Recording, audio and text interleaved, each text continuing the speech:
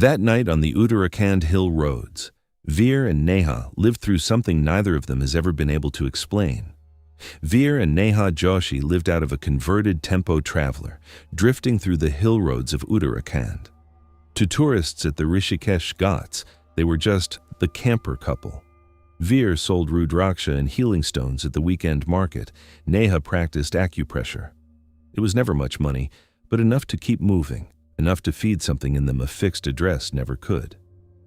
One evening, on the long stretch toward Munsyari, their camper began acting up. The headlights flickered once, twice, and then died. "We'll get it looked at in the next town," Veer said. But the next town never came. The road curved deeper into the mountains and darkness fell fast. The engine sputtered, moaned, then went completely silent. Veer tried the ignition again and again. Nothing. No torch, no signal bars. Just the cold hush of the pines. They had no choice but to spend the night right there. Later, as they sat in the dark camper, a sound broke the silence, a scraping outside, slow and deliberate. Neha froze. "Probably a leopard," she whispered, though her voice didn't believe it. The sound grew louder, metal shifting like fingers prying at the bonnet. Veer's instincts took over. He reached for the iron rod they kept under the seat for exactly this kind of night. Quietly, he unlatched the door, listening.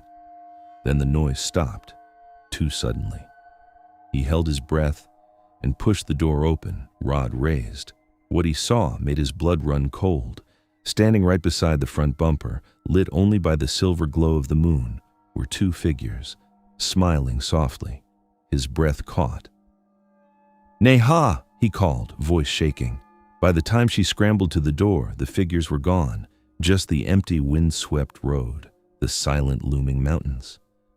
"What did you see?" she asked, shining a small phone light over his shoulder. His throat tightened. "Nothing," he lied, heart hammering. Back inside, he lay awake beside her. She pressed gently. "You saw someone, didn't you?" He hesitated. Then, quietly, "I saw my parents." Neha's chest tightened. She knew this part of his history. The car accident when he was 14, his parents' untimely death, and the therapy that had slowly taught him to breathe again. Morning came in a thin, pale gold light over the peaks. Veer sat up sharply, a faint sweet scent. His mother's distinct Mogra attar drifted past his face. "Neha, do you smell that?" he whispered. Still half asleep, she shook her head. The scent vanished as quickly as it came, leaving him hollow. Unsettled, Veer climbed into the driver's seat and stared out through the windscreen, waiting for the sun. And then, as the first beam of sunlight hit the road, Veer went entirely still. "Neha." He gasped and got down from the camper. She got up, joined him, and froze. And that was when they saw what had been waiting for them in the dark.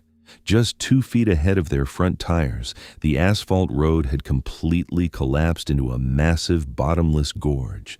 Their camper was parked right at the crumbling edge. One more foot, one more second of driving the truck last night, and they would have plunged straight into the abyss. Neither of them said a word. They just stood there, trembling, not from the cold, but from realizing how close they'd come without ever knowing it. Back inside, they sat in silence, letting it settle. After a long moment, Veer turned the key.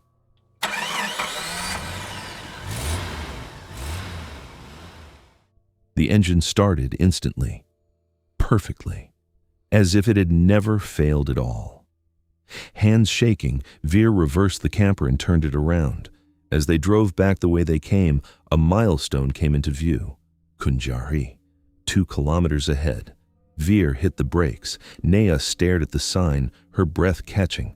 This was the place, the exact spot where his parents had died 25 years ago.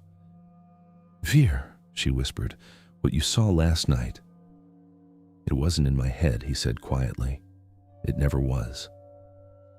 They drove the rest of the way in silence, their words replaced by a quiet, trembling gratitude for the departed who still found ways to guide the living. If this story touched your heart and reminded you that we are never truly alone, please like, share, and subscribe. A new story arrives every Sunday. I'll see you then.